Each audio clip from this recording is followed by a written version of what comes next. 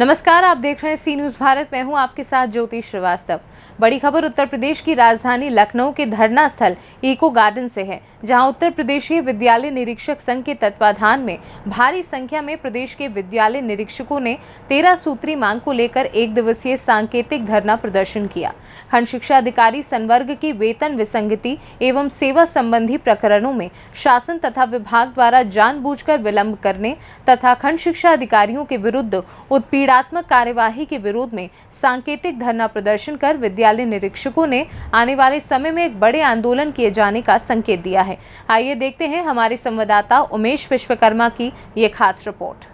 विद्यालय निरीक्षकों की माने तो मुख्यमंत्री योगी आदित्यनाथ द्वारा कार्मिकों की समस्याओं, वेतन विसंगति, पदोन्नति आदि को समयान्तर्गत निस्तारित किए जाने के निर्देश दिए जाने के बावजूद भी शासन व विभाग के उच्च अधिकारियों द्वारा मामले को गंभीरता से नहीं लिया जा रहा है, जिसकी वजह से खंड शिक्षा अधिकारी संवर्ग आंदोलन के लिए बाध्य हो गए हैं।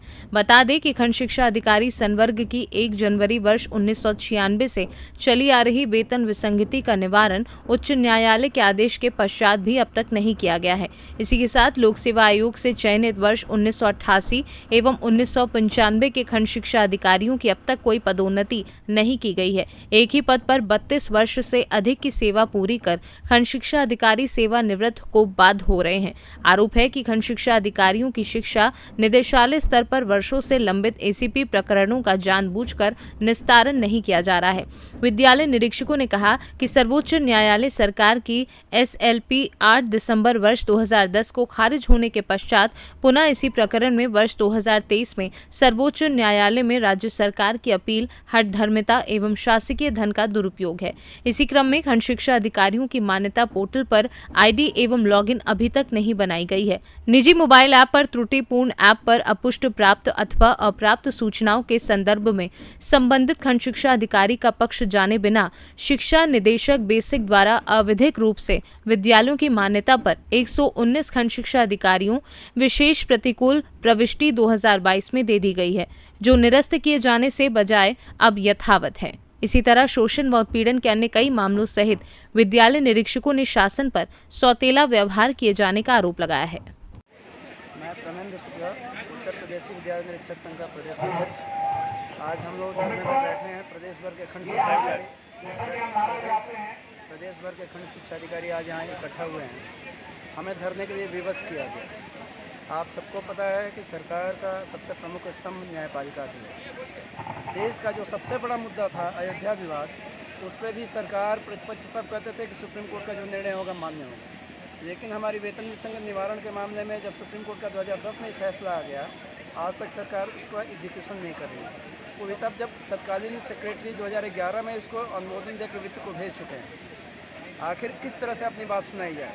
लोकतंत्र में होता है कि शालीनतापूर्ण संवाद किया जाता है, न्यायपालिका को आदमी अप्रोच करता है।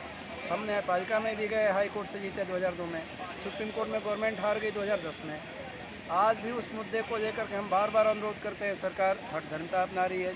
माननीय मुख्यमंत्री जी कहते हैं कि कार्मिकों की सारी बातों का एग्जीक्यूशन किया जाए, कोई विसंगत ना हो, कोई समस्या ना हो, लेकिन हमारे शिक्षा विभाग में उसको माननीय मुख्यमंत्री जी की बात को भी ध्यान नहीं दिया जा रहा। आज इस धरने के माध्यम से हम पुनः अपील कर रहे हैं कि कार्मिकों की कुंठा हताशा की स्थिति न पैदा की जाए। इससे विभाग का काम प्रभावित होता है।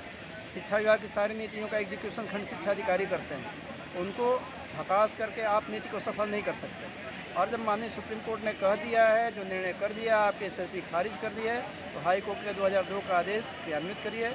प्रदेश के सारे कार्मिकों का 1988 में आपने समकक्षता दी, केंद्र की शिक्षकों को 2001 में समकक्षता दे दी, हमारे को शिक्षकों की तरह समकक्षता आप एक छानने से दीजिए।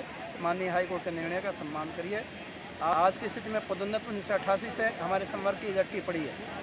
जो 1988 आयोग से आए हुए लोग हैं, 97 लोक सेवा आयोग से आए हुए हैं, एज इट उसी पद से रिटायर हो रहे हैं। इस पर भी सरकार का ध्यान नहीं हो रहा है, जबकि माननीय मुख्यमंत्री जी बार बार निर्देश दे रहे हैं। हमारे सेवा संवर्ग की समस्याओं के निराकरण में विभाग की कोई रुचि नहीं है।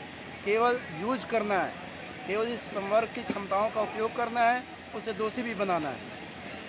जिन कामों के लिए हमारी कोई भूमिका नहीं है, उनमें हमारी जिम्मेदारी तय की जाती है।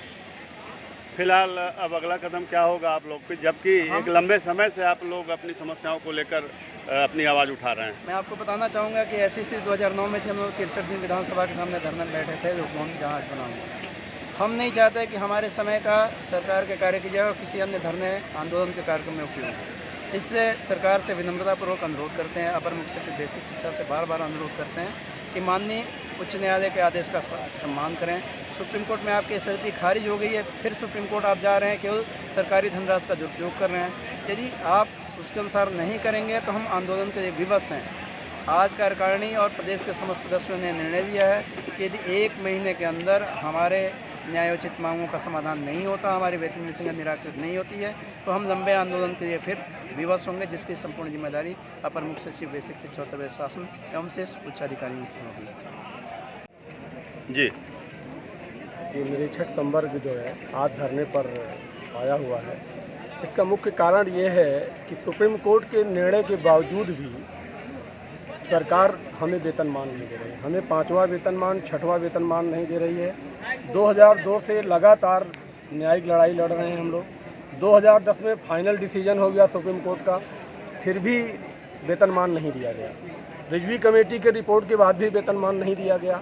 दोबारा फिर सुप्रीम कोर्ट में सरकार गलत तथ्य प्रस्तुत करके वहाँ पर मुकदमाबाजी कर रही है। इसे पूरा संवर्ग बड़ा परेशान है, बड़ा व्यथित है, उत्पीड़ित है। और इसके साथ ही साथ एक तो वेतनमान 5वां 6वां नहीं दिया गया, न्यायालय के आदेश के बावजूद भी नहीं दिया गया।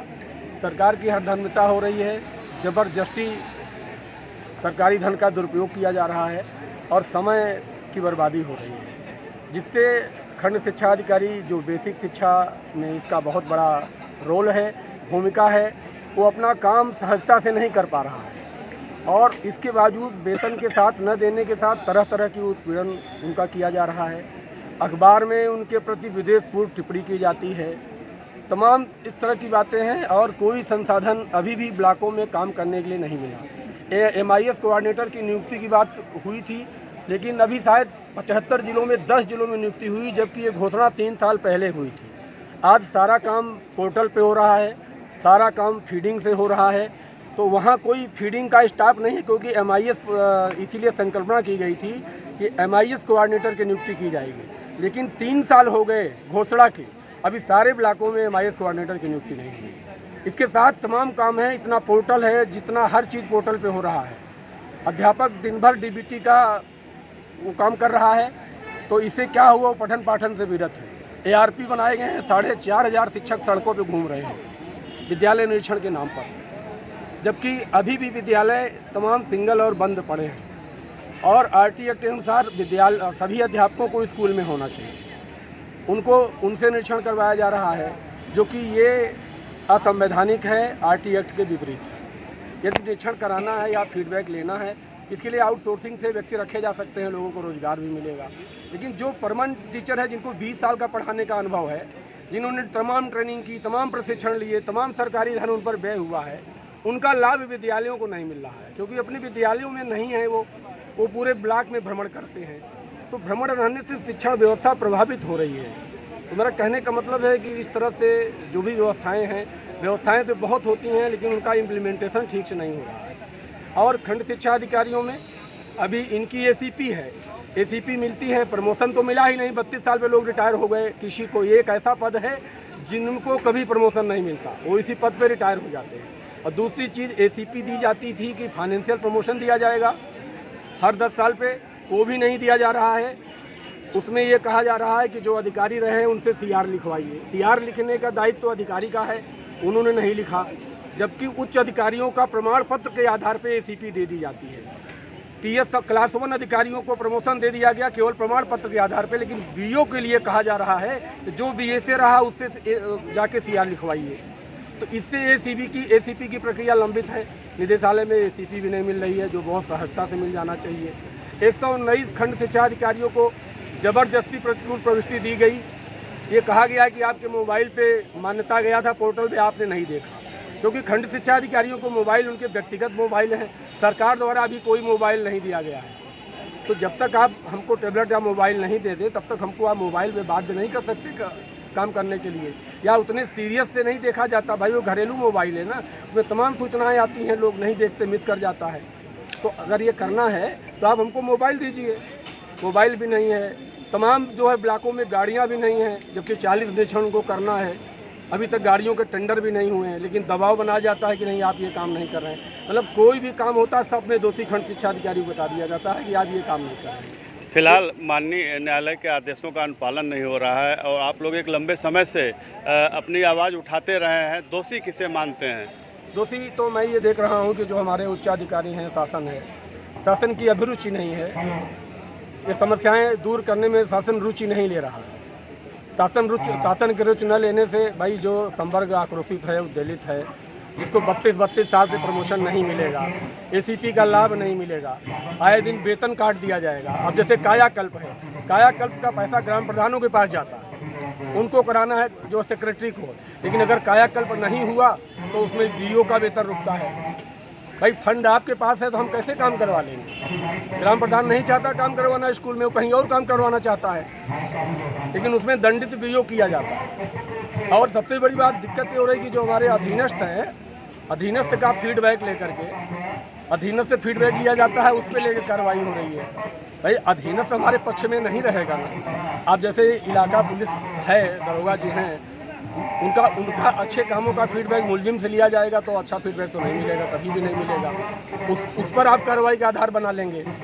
तो तमाम नए प्रयोग किए जा रहे हैं और मैं तो ये कह रहा हूँ कि ये नए प्रयोग किए जाएँ। बेसिक शिक्षा की निरीक्षण को मजबूत किया जाए, संसाधन दिए जाएँ और सभी अध्यापक स्कूल में उपस्थित रहें। उनको कोई ARP बना के, या तमाम अध्यापक की वैसे कमी है, उनको जिला समन्वयक बना दिया गया है बेसिक के टीचरों को। यहाँ तो छोड़िए, वो माध्यमिक में जिला समन्वयक बन गए हैं जाकर। भाई पढ़ाने के लिए आए हैं ना, उनको पढ़ाने दिया जाए। भाई जिला समन्वयक जब चले जाते हैं, जबकि RT एक्ट में ये दिया है कि भाई वहाँ अध्यापक को इतने घंटे पढ़ाना है। जब अध्यापक स्कूल में नहीं रहेगा तो उनकी पढ़ाई कौन करा रहा है?